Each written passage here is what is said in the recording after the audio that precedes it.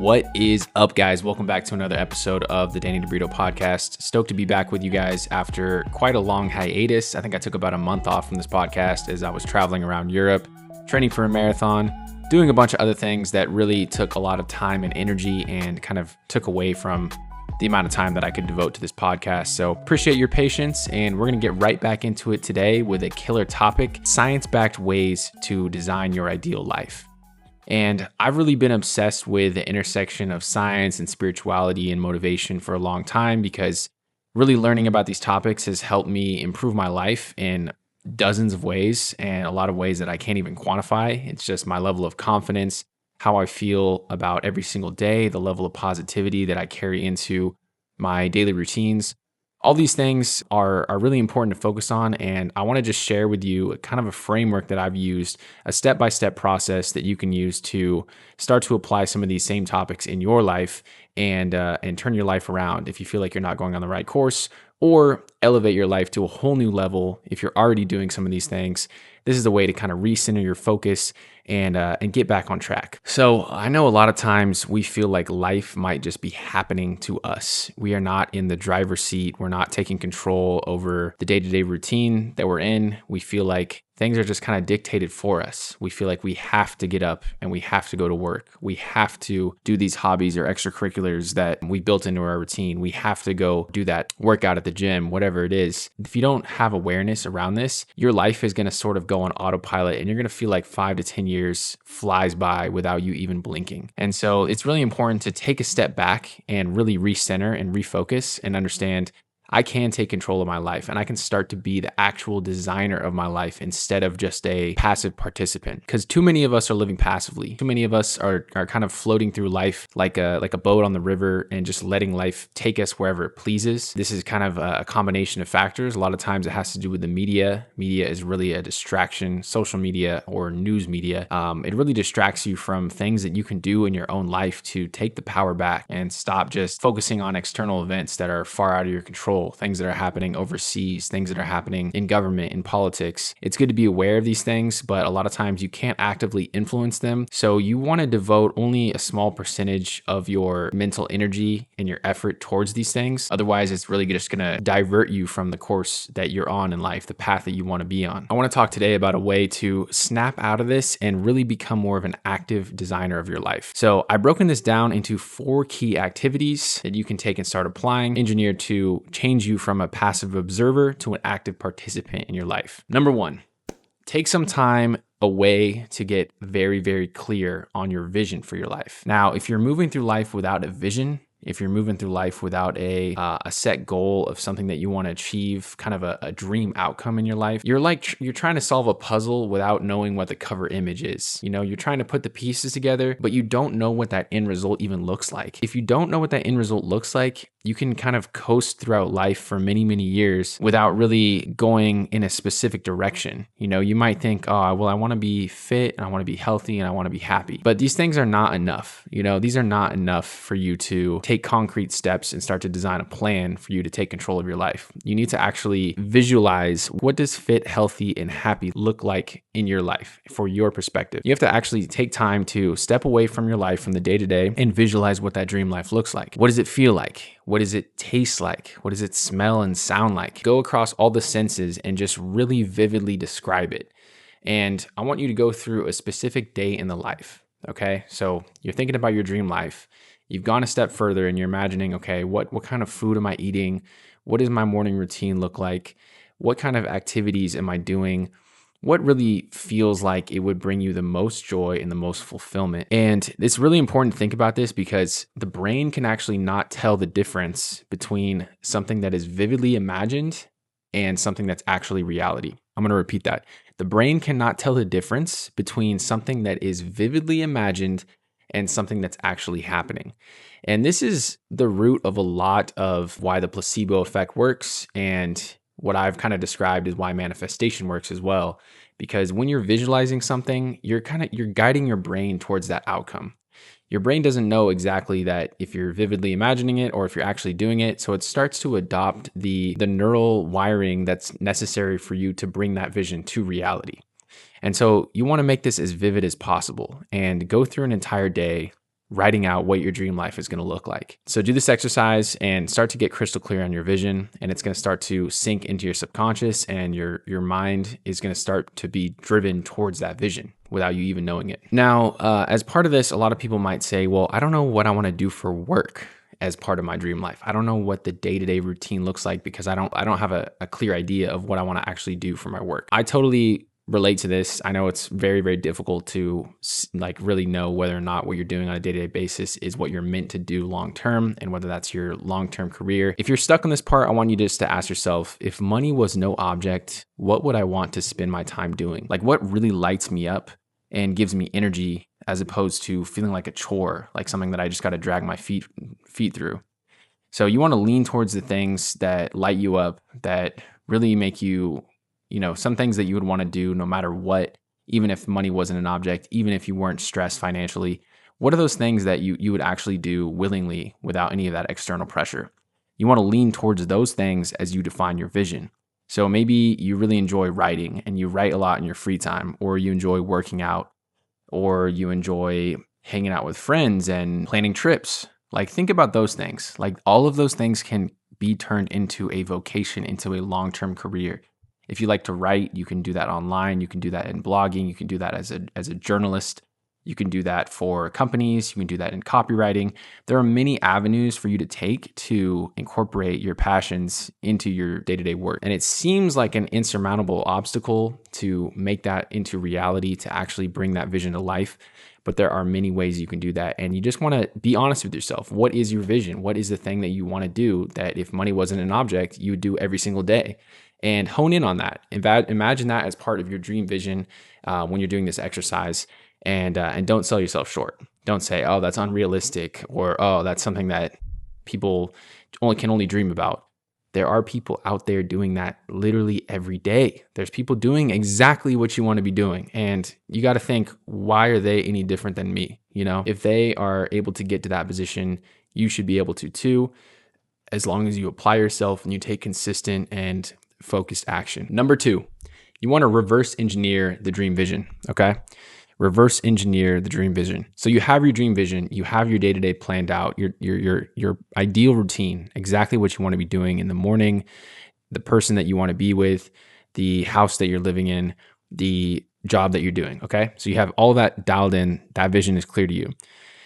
You want to think about, what kind of person would I need to become to live out this vision? Like, what exactly are the character traits of the person that could realistically be living this vision? You want to get really clear on what kind of, how that person would operate, right?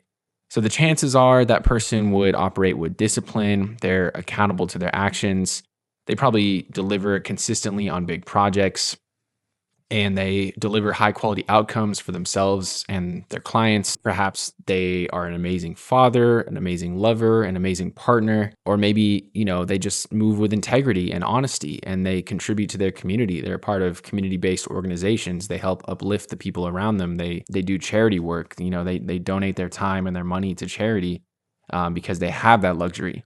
So whatever it is, you want to determine like 3 to 5 key traits for that person, the person that is capable of executing the dream vision. And so for me, like, I love writing and I love being able to help people improve their lives in any way possible. That's why I started this podcast.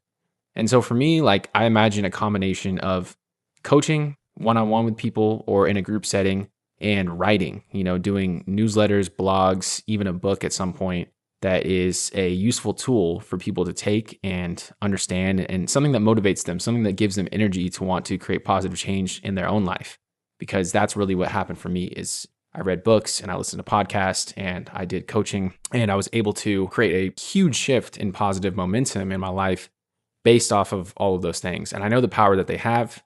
And that's exactly what I want to be doing. So I have to be a person that's disciplined enough to consistently write, consistently reach out and try to engage with people in a way that can help them directly through coaching, through group practice sessions, whatever it is. And that's really, that's the foundation of it. So I have to figure out in my version of this dream vision, when I'm reverse engineering this, what key traits do I need to start to focus on to make that come to life? So do the same thing for whatever your dream vision is for yourself. What kind of person do you need to become? And what are the character traits of that person? Number 3. So far we've identified the dream vision. We've looked at the key character traits that the person that could live out that dream vision would have. Now we want to start looking at habits and actions. You want to look at these more as the foundation of your identity, okay? So a habit and an action is it's great if you can just say, oh, I want to go run more, or I want to journal more, I want to write more. But you want to actually tie these to the character traits and tie these to the identity of that dream person. So really, character traits are just an accumulation of actions. Okay. So a character trait of operating with integrity, that just means like, on a day-to-day basis, you're going to show up and do what you said you were going to do.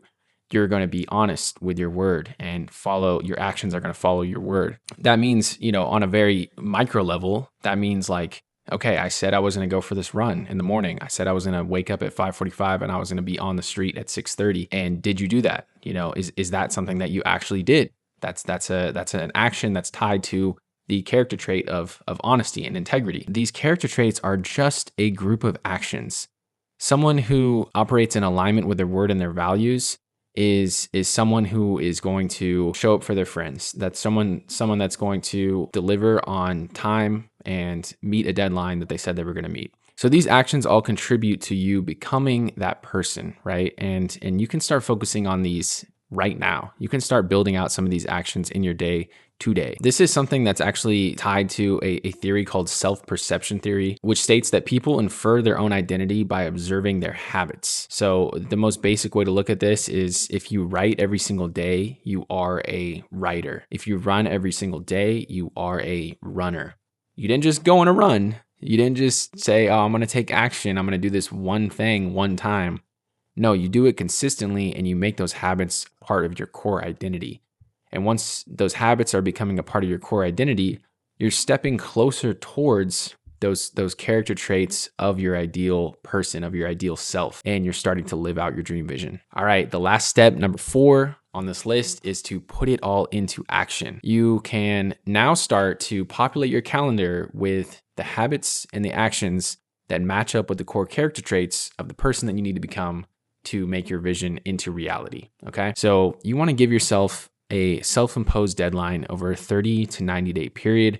Typically, that is the time frame that's required to turn an action into a habit. Okay, so once those actions become habits, they start to become in alignment with your identity. They start to become a part of who you are because you've done them so much, and you just start to feel like, all right, I've woken up every single day for 30 days and I went out and I ran, or I grabbed my notepad and I started writing. Now I am a writer, or now I am a runner. So these are starting to sink into who you are as a person. So give yourself a self-imposed deadline over that period. Say, I'm going to wake up at 6 a.m.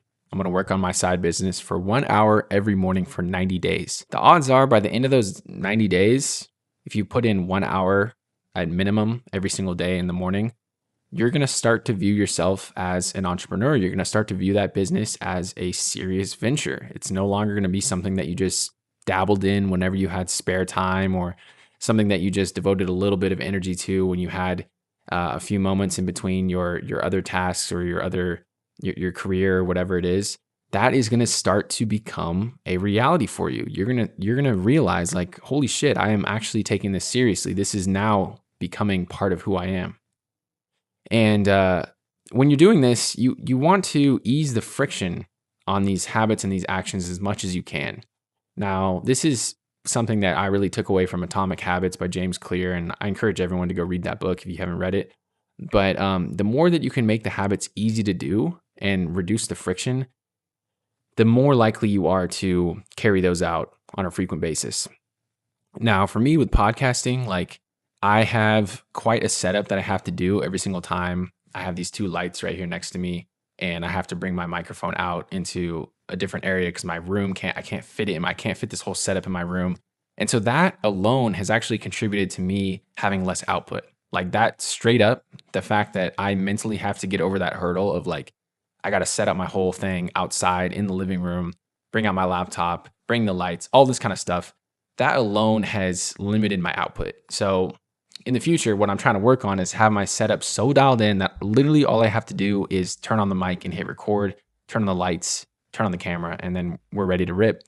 So that's one example of a way that if you reduce the friction, you're actually going to improve your output. You're going to be more productive. You're going to actually be able to do those habits and actions that you said you were going to do. This can be connected to a theory called cognitive load theory, because the human brain has limited short-term memory capacity, right? So we all know that. We can't take in all the information in the world at once, and your brain kind of filters things out based on what it deems as important. So if you're walking on the street, you're not going to be noticing every single leaf on the tree. You're not going to be noticing every single pedestrian. You're going to be noticing things that might be deemed as threats, as dangerous, or as things that you're interested in. You know, if you're like for me, I like running, so I always will just notice when runners are coming by and like just check out their pace, whatever it is, you know. So whatever you deem interesting, your brain's going to notice because it has a limited short-term capacity. And so your brain can be overloaded, right? That's what cognitive load theory says, is that if your brain is overloaded with too many steps to execute an action, like for me, from my example, bringing out the lights and setting up the podcast, like my brain, it has such limited short-term capacity that all of those actions together are going to be overwhelming, and I'm not going to actually follow through on that thing. Versus if you don't have too much mental energy to spend to think about setting up whatever you need to set up, or you know, if you want to go for a run in the morning, if you just lay out your socks and your shoes and your clothes right by the door, so you just literally have to roll out of bed, put on your clothes, and you're good to go, and have your water bottle filled up and everything. You're going to be more likely to do that because your brain is not going to be overloaded, and that's connected to cognitive load theory. All right, guys, so there you have it. Those are 4 steps that you can take to start to design your dream life. And I hope that you actually take these and apply them because they are very, very effective. Get crystal clear in your vision. Define the key character traits of a person that is that would be able to execute the vision. So reverse engineer the character of that vision. Start to develop identity-based habits and actions, and then put it all into play. Fill up your calendar with the things that you know are going to help you become the person that is going to live out that dream vision.